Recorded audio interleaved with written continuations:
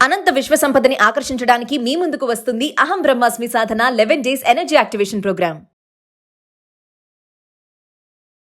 నమస్తే రమగారు. నమస్తే జయ. రమగారు, ఈ నెలలో రాఖీ పౌర్ణమి ఉంది. మరి పౌర్ణమి యొక్క విశిష్టత? శ్రావణ పౌర్ణమి చాలా విశేషమైన పౌర్ణమిగా చెప్పబడుతుంది. జంధ్యాల పౌర్ణమిగా చెప్తారు. పూర్వం నుంచి మన ప్రాంతపు ఆచారం ఏంటంటే ఈ రోజున ఎవరైతే జంధ్యం ధరిస్తారో, ఉపవీతాన్ని ధరిస్తారో వాళ్ళు యజ్ఞోపవీతాన్ని మార్చుకునే విధానం ముఖ్యమైనది ఇందులో ఒకటి. తర్వాత ఈ ముందు మనం ఉత్తరాయణ పుణ్యకాలం నుంచి మొదలుపెట్టి ఉపనయన క్రియలు నిర్వహించి ఉంటారు కొంతమంది బాలవటువులకి. ఎవరెవరు ఉపనయనం చేసుకున్నారో వాళ్ళకి శ్రావణ ఉపాకర్మ అని చేస్తారు. మళ్ళీ ఒక చిన్న యజ్ఞం అది చేసి దీనికి ఒక ప్రత్యేక మంత్ర విధానం ఏదో ఉంటుంది, వాళ్ళకి మాత్రమే పరిమితం. అది మన చిన్నప్పటి నుంచి మనకి క్యాలెండర్లో కూడా శ్రావణ ఉపాకర్మ అని రాయబడి ఉండేది. మా చిన్నప్పటి వెంకటరామ క్యాలెండర్లలో వాటిల్లో కనపడేది. అట్లాగే ఇప్పుడు కనిపించట్లేదు. ఇప్పుడు అంటే కొంచెం క్యాలెండర్లు చూడడం తగ్గించాం, ఇప్పుడు కూడా కనిపిస్తుంది. ఒకసారి క్యాలెండర్ చూద్దాం. ఏం రాశారో చూద్దాం. చూడండి. శ్రావణ ఉపాకర్మ నేను వెంకటరమణనే తెప్పించాను. వెంకటరామానే పట్టుకొస్తాం. వెంకటరామ. వరలక్ష్మి వ్రత జంజాలియో ఋగ్వేద ఉపాకర్మ తైత్తిర్యానం వాజసనే ఈనాంచ ఉపాకర్మ వాజసనే ఈనాంచ. వాజసనుల కంటే అందరిది ఉపాకర్మ ఈ రోజే.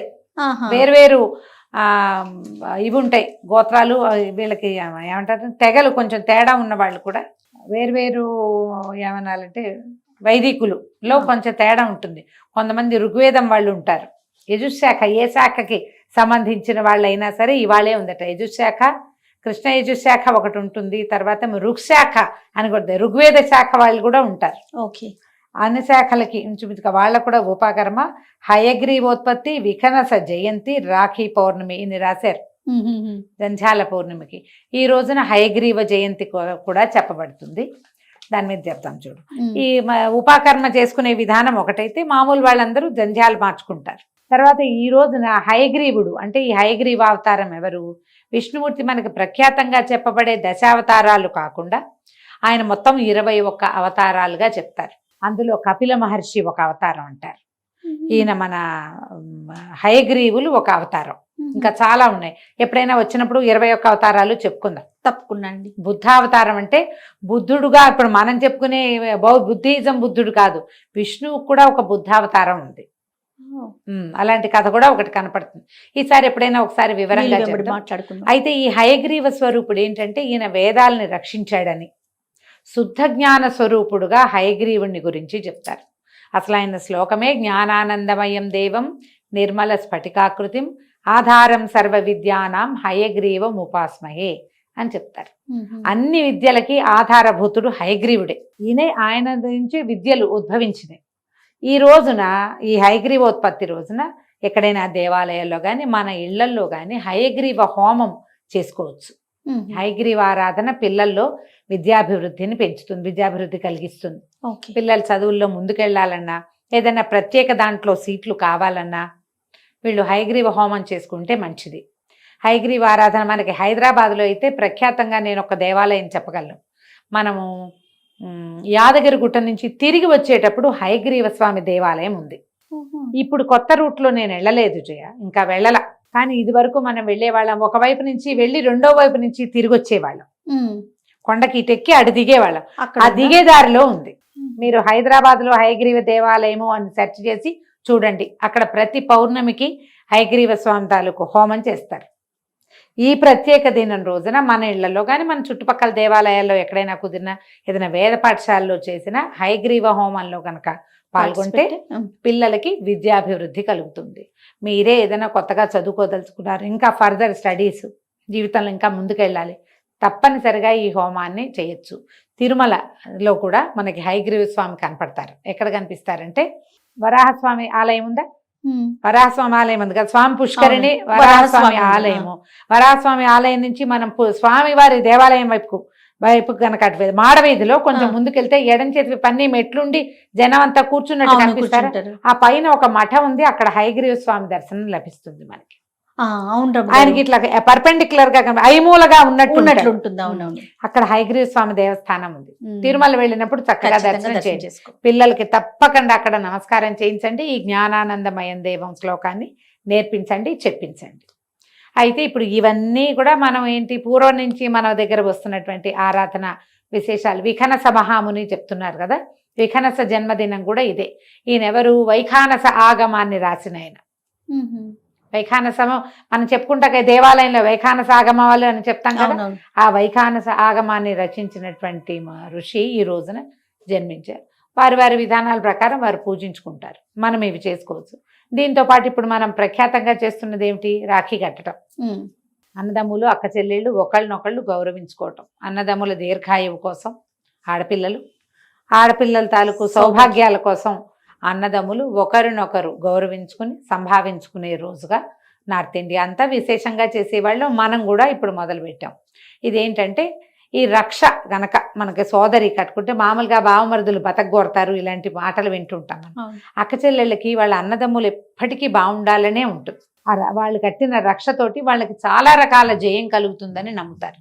సంవత్సరం అంతా మనం అవంతా చేయలేం కాబట్టి ఈ ప్రత్యేక దినం రోజున మనం హిందీ సినిమాల నుంచి నేర్చుకున్నప్పటికీ మంచి విషయం మంచి కాబట్టి. విషయం కాబట్టి అన్నదమ్ములకి అక్క చెల్లెళ్ళకి చక్కగా రాఖీలు కట్టుకోవటం, ఒకళ్ళనొకళ్ళు గౌరవించుకోవటం, సంభావించుకోవటం, ఏదైనా బహుమతులు ఇవ్వటం, పెద్దవాళ్ళు అయితే చిన్నవాళ్ళని ఆశీర్వదించడం, నూరు తీపి చేసుకుని అన్నదమ్ములు అక్క చెల్లెళ్ళు మనం ఎప్పటికీ కలిసి ఉండాలని, ఎప్పటికీ కుటుంబ సంబంధాలు బాగుండాలని కదమ్మా. అంతే కదండి. అంతేగా దూరాన ఉన్న అన్నదమ్ములకి వీటిలలో పంపించటము, ఏమంటారు మన కొరియర్లోనో పోస్ట్లోనో పంపించటము, వాళ్ళు వీళ్ళకి బహుమతులు గూగుల్ పేలోనో ఫోన్ పేలోనో పంపించేసేయటము, గిఫ్ట్లు మనకి ఇంకా మంచి అవకాశం వచ్చింది కదా జయ. ఇదివరకు ఏదో మాటలతో చెప్పుకునేవాళ్ళం, ఇప్పుడు అన్నీ ఈజీగా ఫోన్లో పడేస్తే వెళ్ళిపోతాయి. అవును. సులువు కదా, అక్కడెక్కడ బుక్ చేస్తే ఇక్కడికి చేరిపోతుంది. ఏదో రకంగా మీ తాలూకు కుటుంబ బాంధవ్యాల్ని మనం కాపాడుకోవటమే ఇది, అంతకంటే రెండోది ఏం లేదు. సరే మన పద్ధతి అయినా కాకపోయినా పూర్వం నుంచి వచ్చిన పురాణ గాథల్లో కూడా ఇలాగా రక్షాబంధనం గురించిన కథలు ఉన్నాయి. మనకి చరిత్రలో కూడా పురుషోత్తముడి కథల్లో చెప్తుంటారనమాట. ఆవిడ రాఖీ కట్టిందని, ఆహా. ఆ కథలో రాఖీ పంపిస్తే చేతి కట్టుకుంది. ఆమె భర్తని రాఖీ పంపించిన ఆవిడ భర్తని చంపే సమయానికి అది కనపడి ఆ అమ్మాయి అయ్యో ఆమె భర్తని నేనేం చేస్తానని చంపకుండా వదిలేశాడని ఇట్లాంటి కొన్ని కథనాలు చెప్తారు. నార్త్ ఇండియన్ కథలే అయినప్పటికీ కొన్ని కథలు అయితే ఖచ్చితంగా ఉన్నాయి. చరిత్రలో చాలా కాలం నుంచే మనకి ఇది నడుస్తూనే ఉంది. ఈ రాఖీలు మనకి ఇప్పుడు బాగా ఎక్కువ అయింది. మనకు కూడా మంచిదేనమ్మా, ఏ మంచిదైనా తీసుకోవాల్సిందే కదా. అంతేగా. కాబట్టి హయగ్రీవ ఆరాధన చేయండి. వీటితో పాటు ఇంకొక విశేషమైన ఆరాధన చెప్తాను జయ నేను. ఉమ్.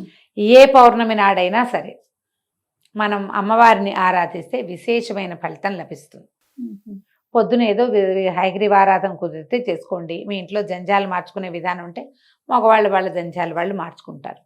సాయంకాలం శుభ్రంగా స్నానం చేసు, మీ శక్తియుక్తులు బట్టి కాళ్ళు చేతులు మొహం కడుక్కుని శుభ్రంగా బట్టలు మార్చుకొని చక్కగా పాలు పోసి బెల్లం వేసి క్షీరాన్నం తయారు చేయండి. కొద్దిగా ఏదైనా ఒక వెండి పాత్రలో కానీ బంగారు పువ్వు వేసిన వెండి కంచంలో కానీ పోసుకొని ఎక్కడ చంద్రకిరణాలు పడతాయో అక్కడ కూర్చోండి. ఈ పాయస పాత్రను అక్కడ పెట్టుకోండి. ఆ చంద్రబింబంలో అమ్మవారిని భావించి ఆమెకు షోడశోపచారాలు సమర్పించి లలితా సహస్రనామాన్ని చదువుకోండి. మీరు ఒక్కళ్ళే చదివినా మాకు ఓకే, మీరే మేము 3 సార్లు చదివేస్తామన్నా మరీ మంచిది.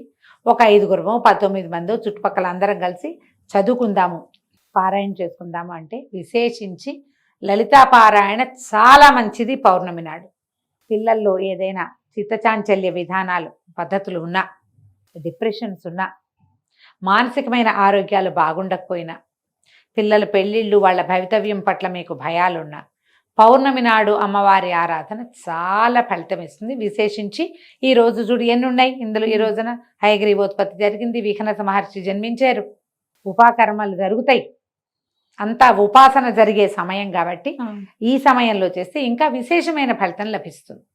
కొంచెం వర్షాకాలం కాబట్టి వెన్నెల కనపడుతుందో లేదో మాత్రం చూసుకోండి.